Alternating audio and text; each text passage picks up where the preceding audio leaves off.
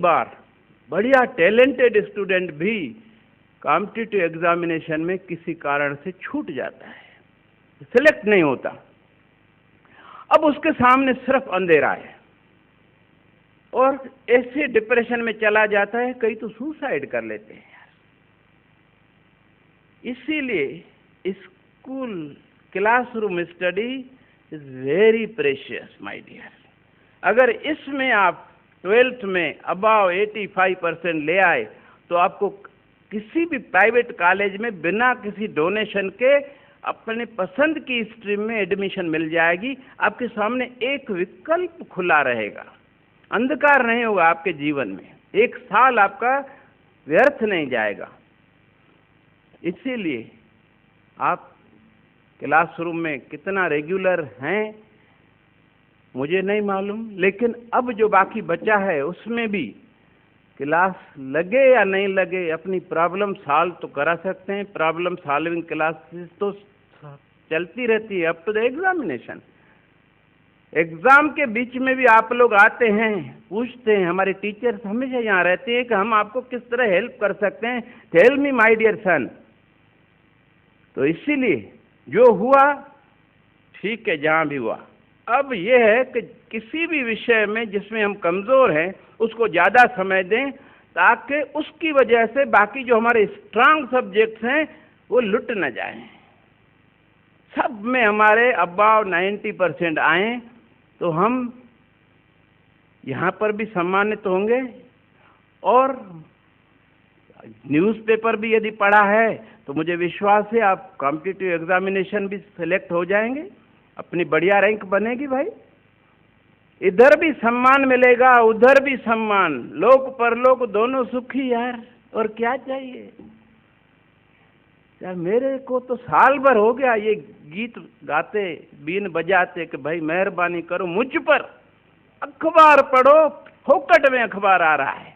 लेकिन आप लोगों में से कितने लोग अखबार पढ़ते हैं? Please raise the hand my dear dearest sons. बस बस कोई बात नहीं, बीतीता है बिसार दे, आगे की सुध ले, क्या कर सकता हूं। लेकिन अब तो संभलो मेरे यार। अब आज से कितने लोग हैं जो न्यूज़पेपर शुरू करेंगे? Raise the hand my dear. चलो ठीक है, कुछ लोगों ने कसम खा रखी है कि हम नहीं पढ़ेंगे। मैं 5-7 बच्चे हैं। अब ये मत समझना कि आप अंधेरे में बैठे हो तो मुझे दिखाई नहीं देते हो, मैं बूढ़ा हो गया हूँ।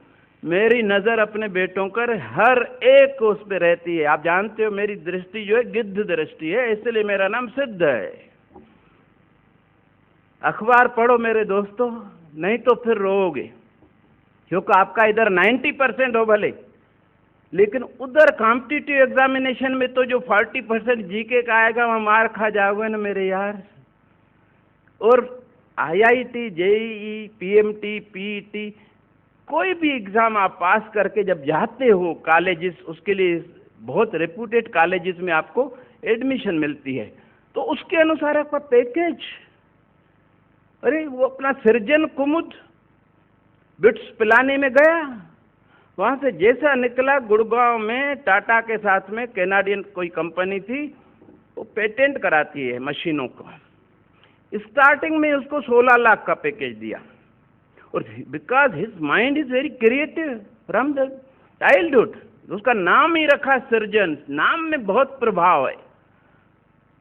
उसने 4-6 महीनों में, क्या होता है जिस पेटेंट को कोई और कंपनी करा चुकी है तो उसको आप नहीं करा सकते, उसको वो और अपडेट करके और यूजफुल बना करके पेटेंट करवाता था, जिसके लिए वो कंपनी करोड़ों रुपए उसकी कंपनी को देती थी। परिणाम ये हुआ तो उसका पैकेज 6 महीने में बढ़ा करके 16 से 25 लाख कर दिया गया। लेकिन उस आदमी को जहां संतुष्ट हो गए, माना समझो विकास रुक गया। अब वो प्लान कर रहा है अपना कुछ शुरू करने का, और निश्चित रूप से वो जो भी शुरू करेगा उसमें उस बुलंदियों को छुएगा, क्योंकि ही इज वेरी लेबोरियस, और उसका दिमाग जो है बहुत क्रिएटिव, उसकी प्लानिंग जो होगी स्ट्रेटेजी जो होगी वो ऐसी बढ़िया होगी, वो आगे जाकर न जाने क्या बनेगा। और ये सब प्रतिभा आप सबके अंदर है मित्रों। हम उस परम सत्ता की संतान हैं। किसी के साथ भी वो पक्षपात, माँ बाप कभी अपने बच्चों के साथ पक्षपात कर सकते हैं क्या? नहीं। उसने भी हम सबको प्रतिभा दी है एक जैसी, लेकिन प्रतिभा निखरती है बेटा परिश्रम से। माननीय मोदी जी कहते हैं परिश्रम की पराकाष्ठा कर दो, फिर देखो चमत्कार आपकी जिंदगी में वो होगा जिसकी आपने कभी कल्पना नहीं की है।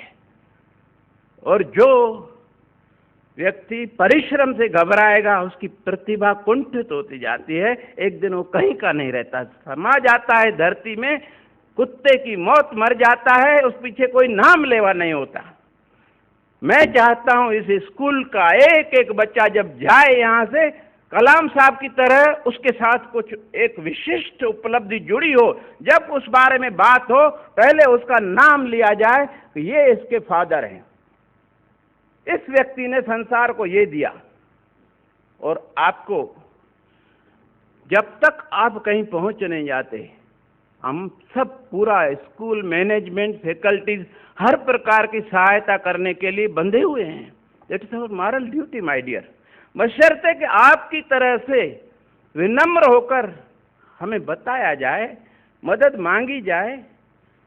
देखिए, जो आप मांगेंगे 10 पैसे, आपको हम देंगे 1 रुपया। हर फील्ड में, नॉलेज में, और कोई प्रॉब्लम, कई प्रॉब्लम जिंदगी में आएंगी। हेल्थ के मामले में इस बार आपने बढ़िया स्पोर्ट्स मीट किया, इसलिए हम लोगों ने डिसाइड किया है कि हर साल अब स्पोर्ट्स मीट करेंगे। वो कल्चरल जो है वो बीच बीच में थोड़ा थोड़ा अलग अलग त्योहारों पे होता रहता है, वही करेंगे बस। क्योंकि स्पोर्ट्स जो है वो हमें एकाग्र बनाती है, उससे हम स्वस्थ भी रहते हैं और पढ़ाई में भी आगे बढ़ते हैं। इसलिए ये हमने आपसे प्रेरित होकर निर्णय लिया है। आप जहां भी जाएंगे मित्रों, रैगिंग आजकल हर जगह है, कितनी भी एंटी रैगिंग कमेटीज बना दी जाएं, और उसका जो जाल है वो मेन गेट से शुरू होता है। आप जहां से घुसोगे वहीं पर उनका जाल है, फंसोगे तो वहां ना। मेन गेट के बाहर आपको सीनियर्स मिलेंगे आपस में बात करते हुए, आपको लगेगा यार वो तो आपस में बात कर रहे हैं, उनका मेरी तरफ तो ध्यान नहीं है। तो अब निकल जाओगे, बस वही फंसे। बुलाएंगे, पूछेंगे नहीं, पहले ठोकेंगे खूब। क्यों बेटा, हम नहीं दिखे तेरे को? सीनियर है, तुम्हारे बाप लगते हैं, विश नहीं करना था? हमें रेस्पेक्ट देनी है कि नहीं देनी है? रहना है कॉलेज में, नहीं रहना है? अरे क्या तो गालियां देते हैं बाबा, और कुत्तों की तरह मारते हैं, मैंने देखा है। लेकिन वो देखे या नहीं देखे बेटा, आप विश करके जाओ। या तो बुलाएंगे नहीं, अगर बुलाएंगे तो प्यार से पूछेंगे नाम क्या है, कौन से स्कूल से आए हो, आपके पिताजी क्या करते हैं, भाई बहन, अच्छा यार कुछ गाना बजाना कुछ जानते हो, आपकी हॉबी क्या है, अगर जानते हो तो सुनाओ कुछ भाई। इस तरह प्यार से आपसे बात करेंगे, और वहाँ का जो नेता होगा वो कहेगा मेरा नाम ये है। कोई भी तुमको कुछ भी कहे, बोलना मैं इस नेता का आदमी हूँ। Nobody will touch you my dear, क्योंकि आपके वोटों से ही तो फिर उसको नेता बनना है। उसको तो हमेशा उसी कॉलेज में रहना है, उससे आगे नहीं बढ़ना है। जानबूझकर वो फेल होते रहते हैं क्योंकि उससे वह नेतागिरी करने के लिए वो आया है। लेकिन आपके 5 सालों को वो इतना सुविधाजनक बना देगा, कोई भी असामाजिक तत्व आपको टार्चर नहीं कर पाएगा। लाइब्रेरी से बुक्स प्राप्त करने में बहुत कठिनाई होती है, वो नेता आपको आपके जो बुक्स चाहिए वो दिलाएगा। और भी जो प्रॉब्लम्स कॉलेज में, ऐसा समझो आपका गॉडफादर वो है, हर प्रॉब्लम में आपको मदद करेगा।